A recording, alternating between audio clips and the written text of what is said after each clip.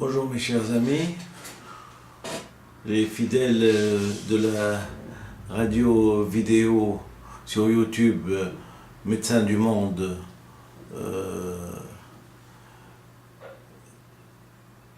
On va traiter aujourd'hui d'un sujet d'une importance primordiale puisqu'il s'agit de la révolution russe.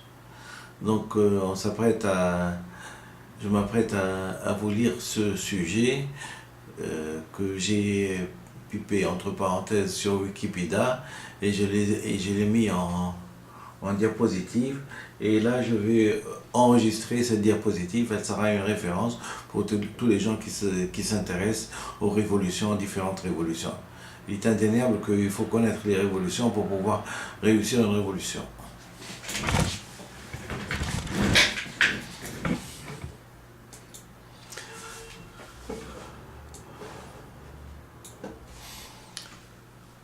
La révolution russe est l'ensemble des événements de 1917 ayant conduit en février au renversement spontané du régime tsariste de Russie, puis en octobre à l'installation préparée d'un régime léniniste. Largement induite par la Grande Guerre, la révolution russe est un événement fondateur et décisif du cours du XXe siècle, ouvert par l'éclatement du conflit européen en 1914 et clos en 1991 par la disparition de l'URSS. Donc la révolution russe s'est étendue de 1917 et plus précisément 1914 jusqu'en 1991.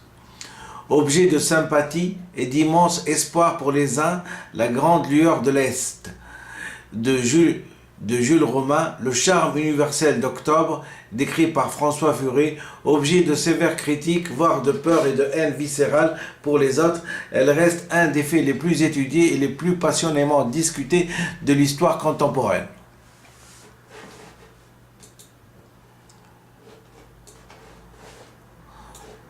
Son déroulement et ses conséquences posent toujours de nombreuses questions. Les historiens sont encore partagés quant à savoir si février impliquait nécessairement octobre, la nature d'octobre, révolution, coup d'État ou combinaison des deux. Les raisons des violences de la guerre civile de 1918 à 1921, celles de la genèse de la dictature soviétique sont également très discutées. Le débat très ancien sur l'évolution conduisant au stalinisme des années 1930 n'a jamais été non plus définitivement tranché. Filiation logique ou bien déviation, voire trahison par rapport aux idéaux et aux pratiques des bolcheviks de la révolution.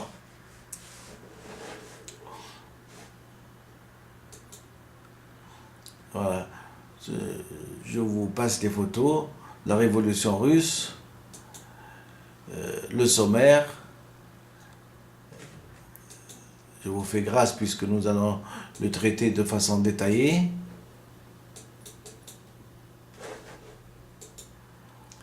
Je pense que c'est le roi et la reine et leur famille, Tsar II, on y va. Tsar Nicolas II. Le tsar Nicolas II, voilà, c'est ça exactement. Alors j'y vais. Le tsar Nicolas II et sa famille. Avant 1917, l'Empire russe était un régime tsariste, autocratique et répressif. L'abolition du sevrage par l'empereur Alexandre II en 1861 fait apparaître les premières fissures du vieux régime féodal. Une fois affranchis, les serfs sont poussés vers les villes où ils constituent la main-d'œuvre de la révolution industrielle. Au début du XXe siècle, la Russie connaît un essor industriel spectaculaire, entraînant un essor urbain et une grande effervescence culturelle. Le vieil ordre social est ébranlé, aggravant les difficultés les plus pauvres. Les industriels fleurissent, la classe ouvrière était concentrée principalement dans les grandes villes. Cependant, la nouvelle prospérité du pays ne profite pas à la population.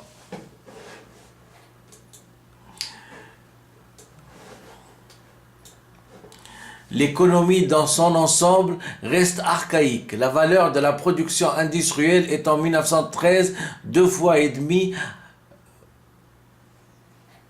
2,5 fois inférieure à celle de la France, 6 fois moins que celle de l'Allemagne, ou 14 fois moins que celle des États-Unis.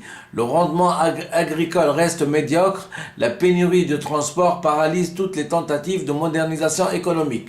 Le PIB par habitant est alors inférieur à celui de la Hongrie ou de l'Espagne de l'époque et environ un quart de celui des États-Unis.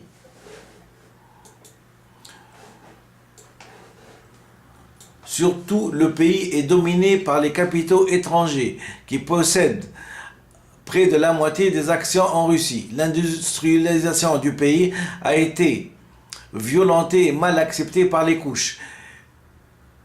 L'industrialisation du pays a été violente et mal acceptée par les couches de la paysannerie brusquement prolétarisée.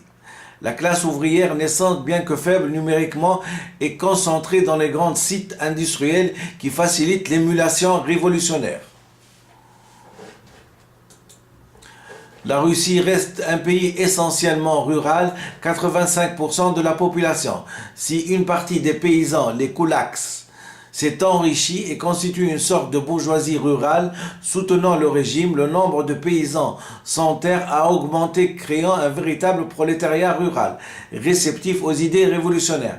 Même après 1905, un député à la Douma signale que dans bien des villages, la présence des battes et des punaises dans les maisons était considérée comme un signe de richesse. La Russie avant la Révolution.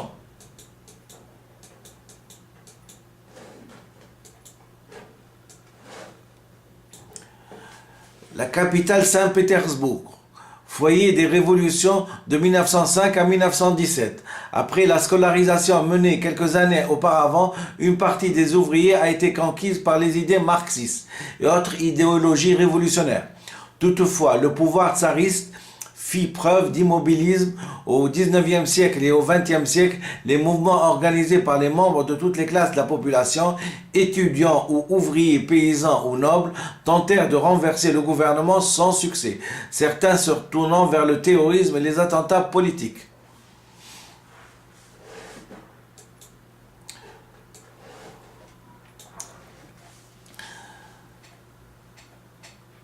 Vive la Russie et vive la révolution russe. Les mouvements révolutionnaires étaient soumis à une dure répression menée par la puissante Okhrana, la police politique tsariste. De nombreux révolutionnaires étaient emprisonnés ou déportés. D'autres réussissent à fuir et à joindre les rangs des exilés. De ce point de vue, la révolution de 1917 n'est que l'aboutissement d'une longue succession de petites révoltes. Les réformes nécessaires que ni les révoltes paysannes, ni les attentats politiques, ni l'activité parlementaire de la Douma n'avaient réussi à imposer, viendront finalement d'une révolution impulsée par le prolétariat. Dès 1905, une première révolution éclate après la défaite de la Russie lors de la guerre russo-japonaise. La répression sanglante d'une manifestation le 22 janvier 1905, lorsqu'une partie de la population vint porter une supplique à Nicolas II à Saint-Pétersbourg, marque le Dimanche rouge. Elle constitue une tentative du peuple russe de se libérer de son tsar et fut marquée par des soulèvements et des grèves de la part des ouvriers et des paysans qui formèrent à cette occasion leur premier organe de pouvoir indépendant de la tutelle de l'État, les soviets.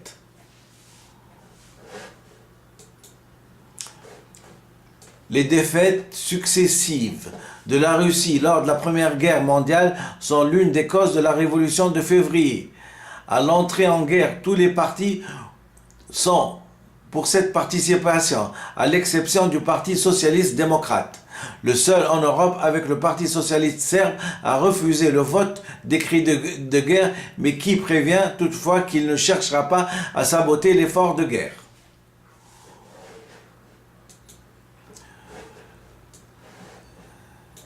Dès le début du conflit, sur le front de l'Est, après quelques succès initiaux, l'armée connaît de lourdes défaites en Prusse orientale notamment. Les usines s'avèrent s'avère insuffisamment productive, le réseau ferroviaire imparfait, le ravitaillement en armes et denrées de l'armée boiteux. Au sein de la troupe, les pertes battent tous les records. 1 700 000 morts, 5 950 000 blessés. Et des mutineries éclatent, le moral des soldats se trouvant au plus bas. Ceux-ci ne supportent de moins en moins l'incapacité de leurs officiers. On a ainsi vu des unités monter en combat avec des balles ne correspondant pas au calibre de leurs fusils. Les brimades et les punitions corporelles en usage dans l'armée.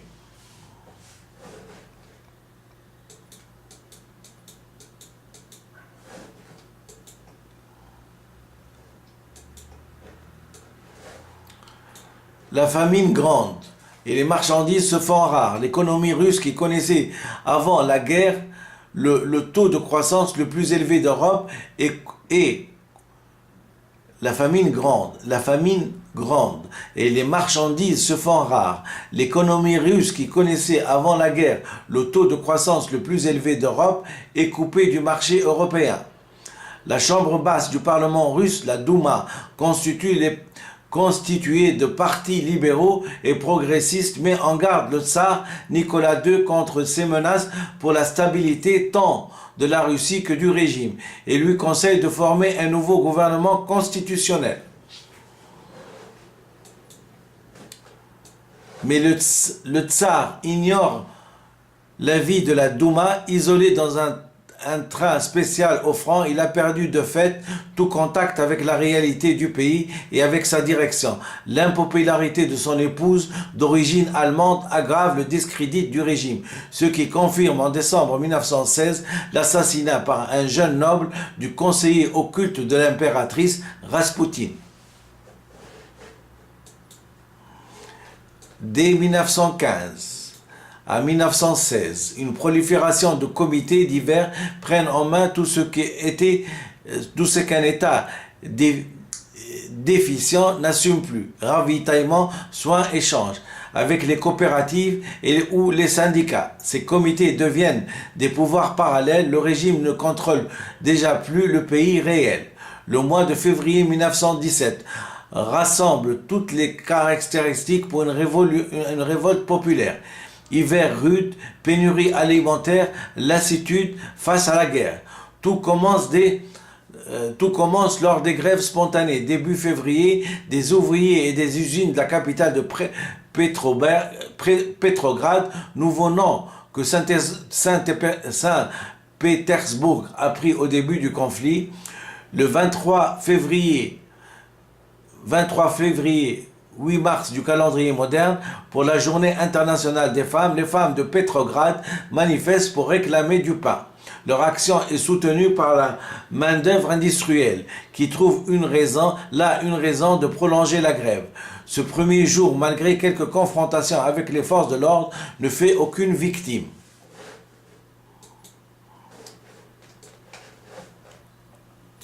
Les jours suivants, les grèves se généralisent dans tout Petrograd et la tension monte. Les slogans jusqu'à là plutôt discrets se politisent.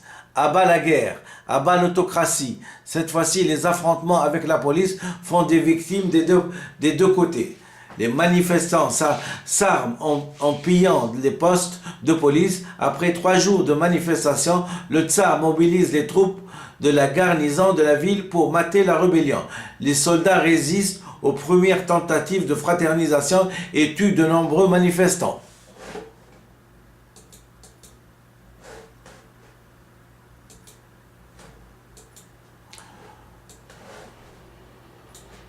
Toutefois, la nuit, une partie de la troupe rejoint progressivement le camp des insurgés qui peuvent ainsi s'armer plus convenablement. Entre-temps, le tsar désemparé, n'ayant pas les moyens de gouverner, dissout la Douma et nomme un comité provisoire. Tous les régimes de la garnison de Petrograd se joignent aux révoltés. C'est le triomphe de la révolution. Sous la pression de l'état-major, le tsar Nicolas II abdique le 2 mars. Il se démit de l'Empire comme un commandant d'un escadron de cavalerie. Son frère, le grand-duc Mikhail Alexandre Romanov, fuse presque aussitôt la couronne. C'est de fait la fin. C'est de fait la fin du tsarisme et les premières élections au soviet des ouvriers de Petrograd. Le premier épisode de la révolution a fait tout de même plus d'une centaine de victimes, en majorité parmi les manifestants. Dans la chute rapide et inattendue du régime, mais la chute rapide et inattendue du régime a un coût plutôt limité, suscite dans le pays une vague d'enthousiasme et de libération.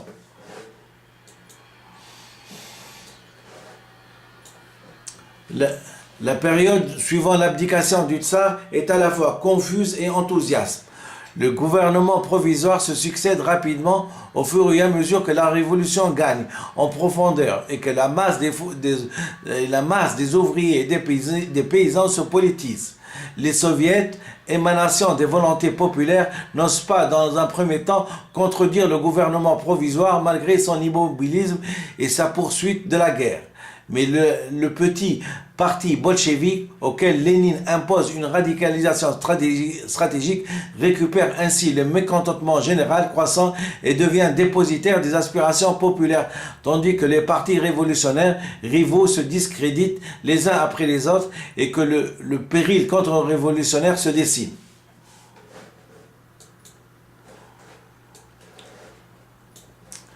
La chute de la monarchie est ressentie comme une libération sans précédent.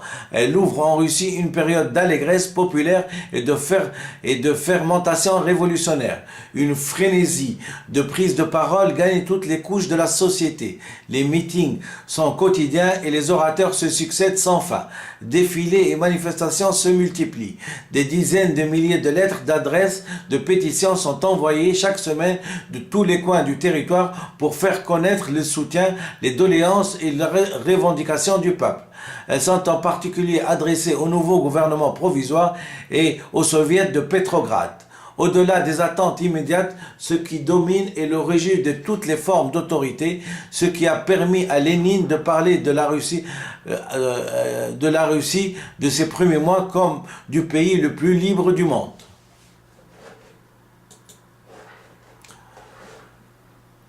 À Moscou, des travailleurs obligent leurs patrons à apprendre les fondements du futur droit ouvrier. À Odessa, les étudiants dictaient à leurs professeurs le nouveau programme de l'histoire de civilisation.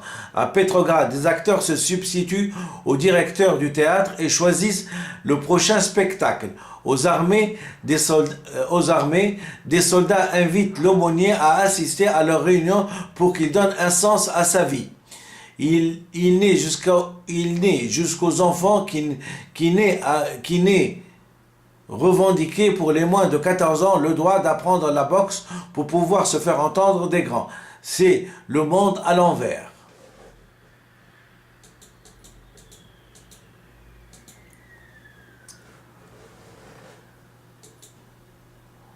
Voilà une photo de la révolution russe. Hein?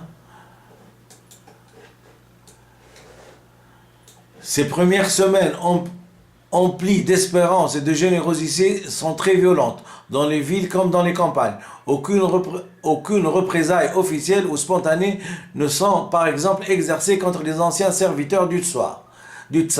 Ce dernier étant simplement assigné à résidence, beaucoup peuvent librement se retirer ou partir à l'étranger. Le gouvernement provisoire abolit la peine de mort, ouvre largement les prisons, permet le retour des exilés de toute opinion, dont Lénine, et proclame les libertés fondamentales de presse, de réunion, de conscience, déjà acquises dans les faits depuis février. L'antisémitisme d'État disparaît. L'Église orthodoxe, sous tutelle depuis Pierre le Grand, peut réunir librement un concile qui à l'été 1917 restaure le patriarcat. Dans l'armée, le prikaz numéro 1, ordre du jour, émis par le soviet de Petrograd, interdit les brimades humiliantes des officiers et instaure pour les soldats les droits de réunion, de pétition et de presse.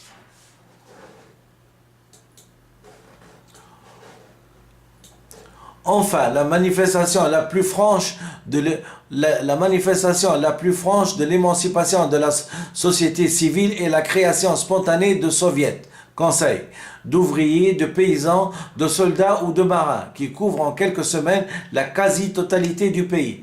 Ces assemblées élues, déjà expérimentées en 1905, pallient la faiblesse des organisations habituelles en Occident, partis, syndicats, dû à la longue répression tsariste.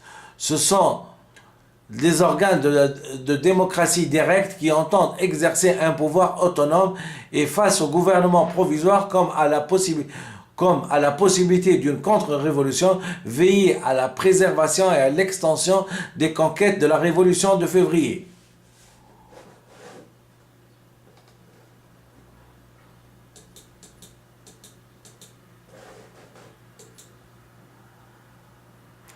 Voilà la grise mine des Russes lors de la révolution de 1917. Un gouvernement provisoire élu par la Douma, dirigé par Michel Rodzienko, ancien officier du tsar monarchiste et riche propriétaire terrien, s'installe. Dès le 15 mars, sa direction est reprise pour plusieurs mois par le prince Lvov, un libéral progressiste. Ainsi, même s'il est issu d'une révolution des ouvriers et des soldats, le pouvoir est aux mains du gouvernement provisoire, dirigé par des hommes politiques libéraux, principalement le parti KD, Parti constitutionnel démocrate, faussement appelé Cadet, qui était celui de la bourgeoisie libérale. Mais en réalité, le gouvernement doit composer avec les soviets qui, dès le début mars, se forment dans les principales villes du pays à l'annonce de la révolution dans la capitale, puis surgiront dans les campagnes en avril et mai. C'est alors que les notables qui dirigent au nom du tsar sont destitués. Le soviet est donc à la fois un club dans lequel les ouvriers se rendent pour discuter de la situation et un organe de gouvernement.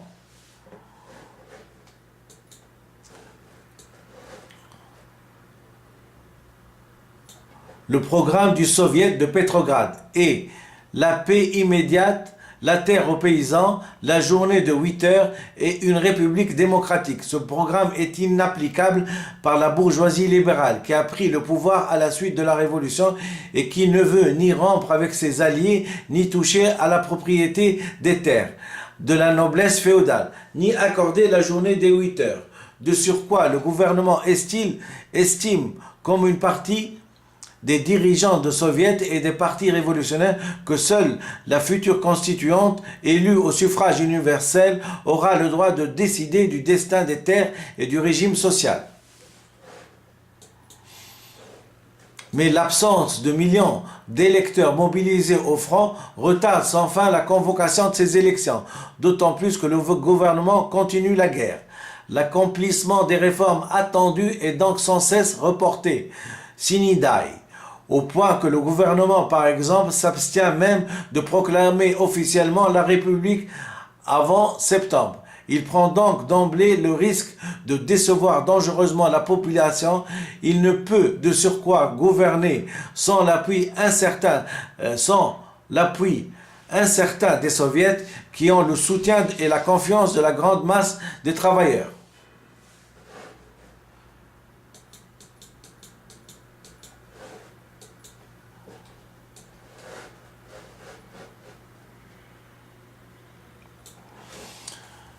Les soviets sont alors dominés par les partis socialistes, menkeviks et social-révolutionnaires, les bolcheviks. Malgré leur nom, sont minoritaires. Dans l'immédiat, ces soviets, dont celui de Petrograd, affichent une lignée modérée de soutien au gouvernement provisoire et ne mettent pas en avant les revendications les plus radicales, ce qui oblige à nuancer la notion habituelle de dualité de pouvoir. La jonction entre le gouvernement et le soviet de Petrograd est assumée par le vice-président, le SR républicain, Alexandre Kerensky, qui est par ailleurs ministre de la Justice puis de la Guerre. Presque tous les révolutionnaires, surtout sont formés à l'école du marxisme estiment en effet que la révolution prolétarienne est prématurée dans un pays aussi rural et économiquement arriéré.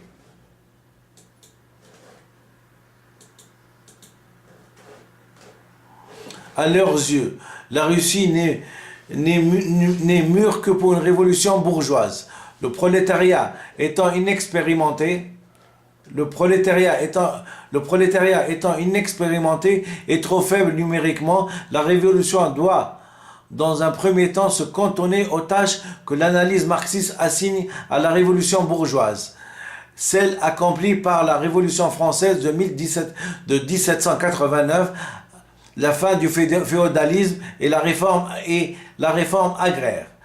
Dans cette optique, les soviets sont conçus comme des forteresses prolétariennes implantées au cœur de la révolution bourgeoise, pour veiller à la réalisation des revendications populaires, préparer ultérieurement le passage au socialisme et prévenir en attendant aussi bien une contre-révolution monarchiste qu'une rupture avec la bourgeoisie.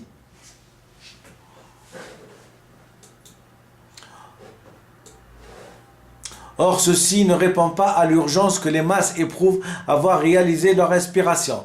Les partis révolutionnaires risquent donc d'encourir à terme le même discrédit populaire que le gouvernement provisoire.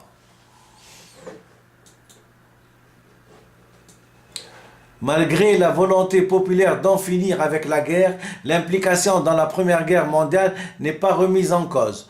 En avril, la publication d'une note secrète du gouvernement à ses alliés indique qu'ils ne remettent pas en cause les traités tsaristes et continuent la guerre, provoque la colère des soldats et ouvriers. Des manifestations pour et contre le gouvernement causent les premiers véritables affrontements armés de la Révolution et contraignent à la démission le ministre des Affaires étrangères, l'historien KD Pavel Milioukov. Les socialistes modérés entrent alors au gouvernement, soutenus par la majorité des ouvriers qui pensent qu'ils pourront faire pression pour arrêter la guerre. En même moment, peu après son retour en Russie, Lénine fait apparaître ses thèses d'avril. Dans le premier mois de 1917, la guerre a moins été rejetée en elle-même que l'incapacité du tsar à la mener efficacement, ainsi que l'humanité ou l'incurie des officiers.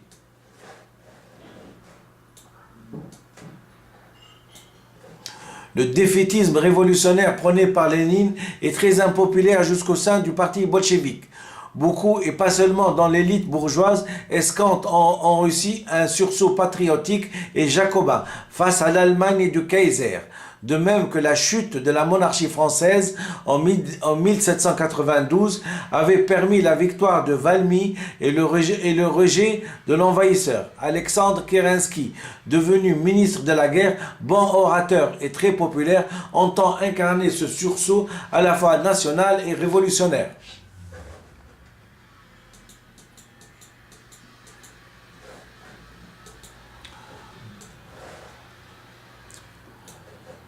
De surcroît, les slogans de paix immédiate sont au départ plus fréquents, à l'arrière qu'au front, où le soldat considère souvent les ouvriers comme des planqués et apprécie peu qu'on mette en doute l'utilité des sacrifices qu'ils ont endurés depuis 3 ans. De fait, une large majorité des Russes sont favorables à une paix blanche sans annexion ni contribution, mais beaucoup sont prêts à laisser sa chance à une ultime offensive militaire. Or, entre février et juillet, l'impopularité de la guerre et la lassitude ont gagné du terrain, tout comme la propagande pacifiste. La poursuite de la guerre justifie aussi un immobilisme très critiqué puisqu'il est impossible d'accorder la journée de 8 heures sans affaiblir la production de guerre ou de convoquer la Constitution tant que des millions de soldats sont au front. Dispersion de la foule sur la perspective Nevensky pendant la journée de juillet.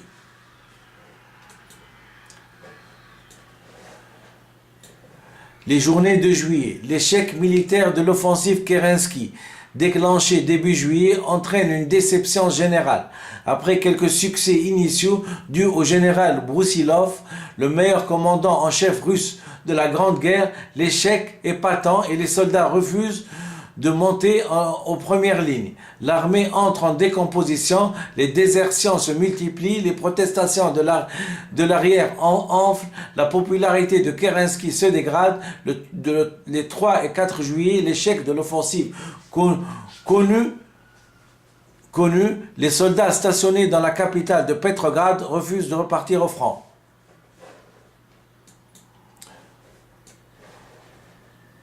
Rejoints par les ouvriers, ils manifestent pour exiger des dirigeants du soviet de la ville qu'ils prennent le pouvoir.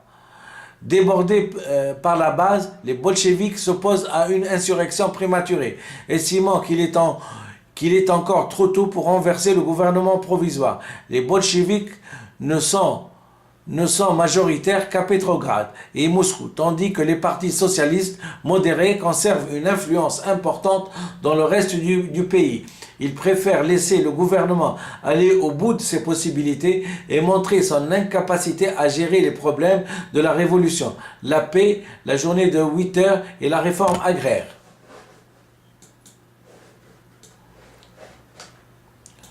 La répression s'abat néanmoins sur les bolcheviks. Trotsky est emprisonné, Lénine est obligé de fuir et se réfugie en Finlande. Le journal bolchevique Rabochi soldats, ouvriers et soldats est interdit. Les régiments de mitrailleurs qui ont soutenu la révolution sont dissous, envoyés au front par petits détachements. Les ouvriers sont désarmés. 80 000 hommes doivent quitter Petrograd. Les agitateurs sont emprisonnés. La peine de mort abolie en février est rétablie.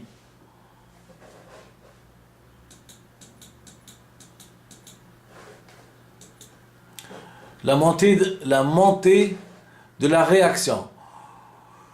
Au front, la reprise en main est brutale après la liberté laissée par le Primakaz numéro 1 en février. Ainsi, le 8 juillet, le général Kornikov, qui commande le front sud-ouest, donne l'ordre d'ouvrir le feu à la mitraillette et à l'artillerie sur les soldats qui reculeront.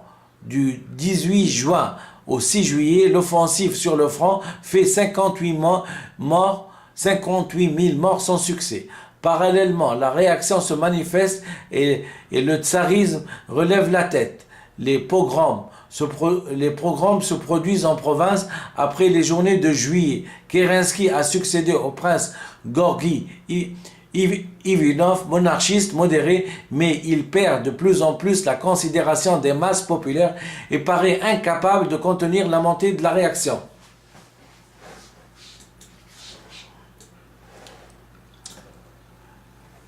Le général Kornilov est nommé nouveau commandant en chef par Kerensky. Alors que l'armée se disloque, il incarne un retour à la discipline de fer antérieure. Il a déjà donné l'ordre en avril de fusiller les déserteurs et d'exposer les cadavres avec des écriteaux sur les routes, et menacé de peines sévères les paysans qui s'en prendraient aux domaines seigneuriaux.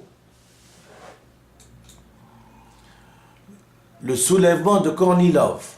Ce général réputé monarchiste est en réalité un républicain indifférent au rétablissement du tsar et un homme issu du peuple, fils de cosaque et non d'aristocrate, ce qui est rare pour l'époque dans le caste militaire.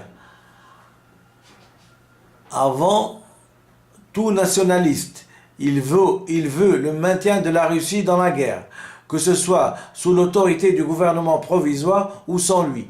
Beaucoup plus bonapartiste, voire préfasciste que monarchiste, il n'en devient pas moins très vite le nouvel espoir des anciennes classes dirigeantes, noblesse et grande bourgeoisie, et de tous ceux qui aspirent à un retour à l'ordre ou simplement un châtiment sévère des défaitistes bolcheviques.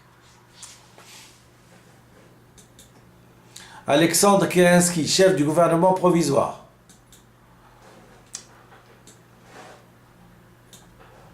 Le soulèvement de Kornilov. dans les usines et l'armée, le danger d'une contre-révolutionnaire fait corps. Les syndicats dans lesquels les bolcheviks sont majoritaires, malgré la répression, organisent une grève massivement suivie. La tension monte progressivement, marquée par la radicalisation du discours des partis. Ainsi, le 20 août, au comité central du parti KD, constitutionnel démocrate, son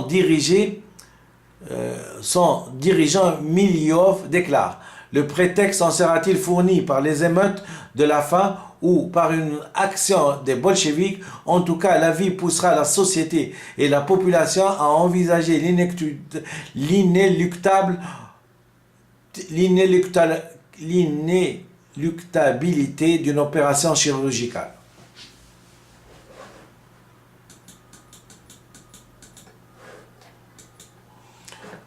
L'Union des officiers.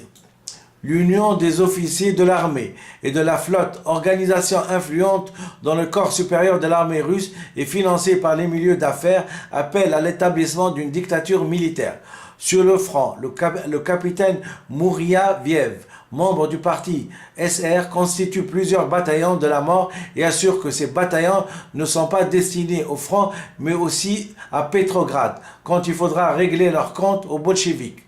Fin août 1917, Kornilov organise un soulèvement armé et jette 3 régiments de cavalerie par voie de chemin de fer sur Petrograd, dont le but affiché d'écraser dans le sang les soviets et les organisations ouvrières et de remettre la Russie dans la guerre. Face à l'incapacité du gouvernement provisoire à se défendre, les bolcheviks organisent la défense de la capitale. Les ouvriers creusent des tranchées, les cheminots envoient les trains sur des voies dégagées et les troupes finissent par se dissoudre. Le soulèvement de Kornilov. Les conséquences du putsch sont importantes. Les masses se sont réarmées, les bolcheviks peuvent sortir de leur semi-clandestinité, les prisonniers politiques de juillet, dont Trotsky, sont libérés par les marins de Kronstadt.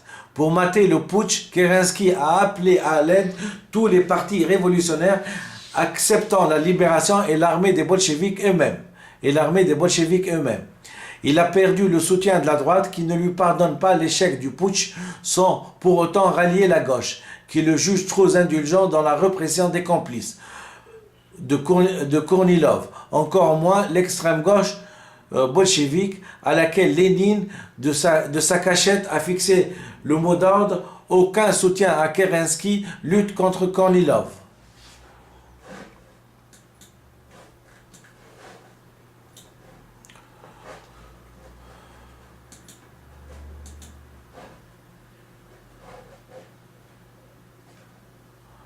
De plus en plus d'ouvriers et soldats pensent qu'il ne pourrait y avoir de conciliation entre l'ancienne société défendue par Kornilov et la nouvelle. Le putsch et l'effondrement du gouvernement provisoire, en donnant aux soviets la direction de la résistance, renforce l'autorité et accroît l'audience des bolcheviks.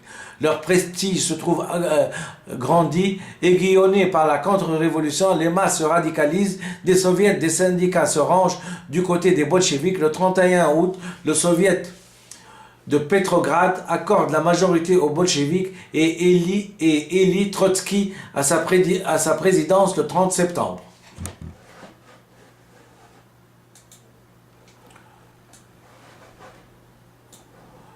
Toutes les élections témoignent de cette montée. Ainsi, aux élections municipales de Moscou, mais entre juin et septembre, les SR passent de 375 000 suffrages à 54 000. Les Menkeviks de 76 000 à 16 000. Les démocrates constitutionnels de 109 000 à 101 000. Alors que les bolcheviks passent de 75 000 à 198 000. Le mot d'ordre: tout le pouvoir aux soviets dépasse largement les bolcheviks et est repris par les ouvriers SR ou Menkeviks. Le 31 août, le soviet de Petrograd et 126 soviets de province votent une résolution en faveur du pouvoir des soviets.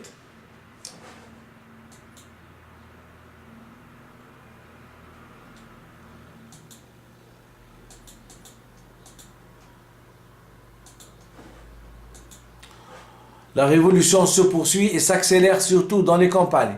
Pendant cet été 1917, les paysans passent à l'action et s'emparent des terres des seigneurs sans plus attendre.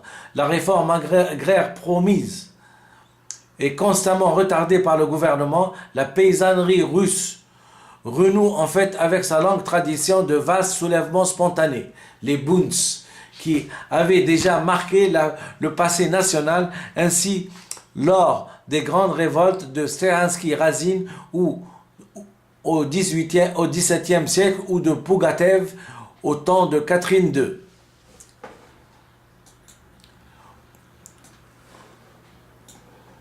Pas toujours violentes, ces occupations massives des terres sont toutefois souvent le théâtre de déchaînements spontanés où les propriétaires des maîtres sont brûlés, eux-mêmes maltraités, voire assassinés. Cette immense jacquerie, sans doute la plus importante de l'histoire européenne, est globalement victorieuse et les terres sont partagées sans que le gouvernement ne condamne ni ne ratifie le mouvement. Apprenant que le partage noir est en train de s'accomplir dans leur village, les soldats largement d'origine paysanne désertent en masse afin de pouvoir participer à temps à la redistribution des terres. L'action de la propagande pacifiste, le découragement après l'échec de l'ultime offensive de l'été font le reste. Les tranchées se vident peu à peu. Ainsi, les bolcheviks, qu'on qualifiait encore en juillet d'une insignifiante poignée de démagogues, contrôlent la majorité du pays.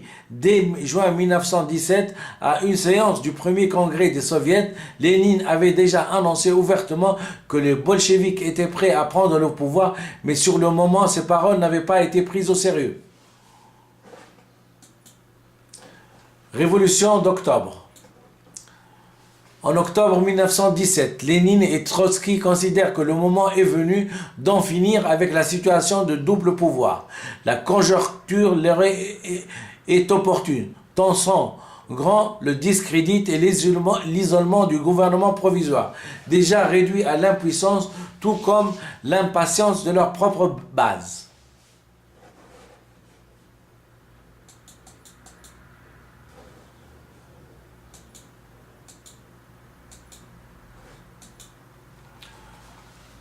L'insurrection.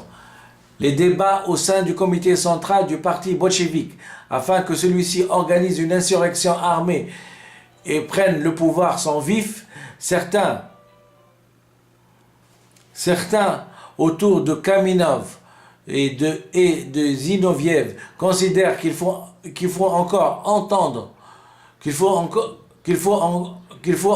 attendre, car le parti est déjà assuré de la majorité dans les soviets et se retrouverait à leur avis isolé en Russie comme en Europe s'ils prenaient le pouvoir, seuls et non au sein d'une coalition de partis révolutionnaires.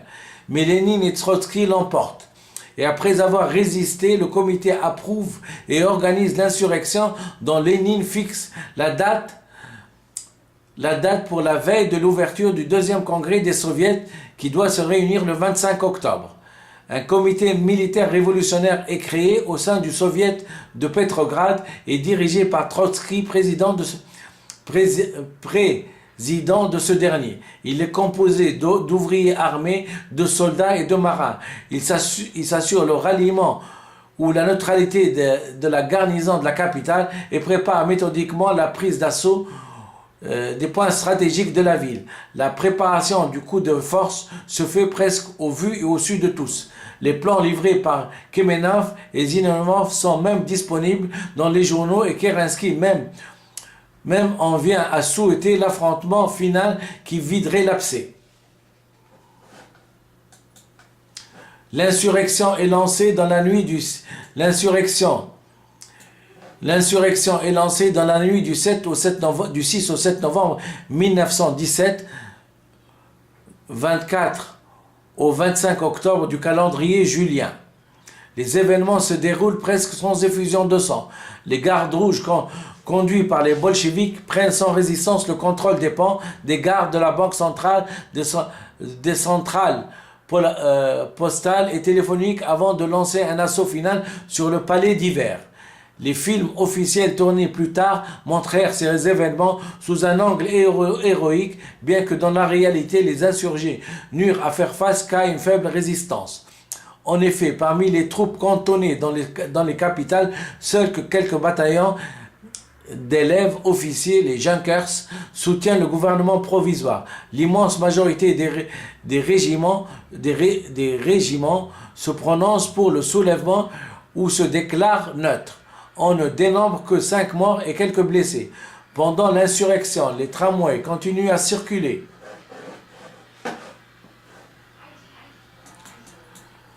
Pendant l'insurrection, les tramways continuent à circuler, les théâtres à jouer, les magasins à ouvrir. Un des événements décisifs du XXe siècle a lieu sans que grand monde ne s'en rende compte.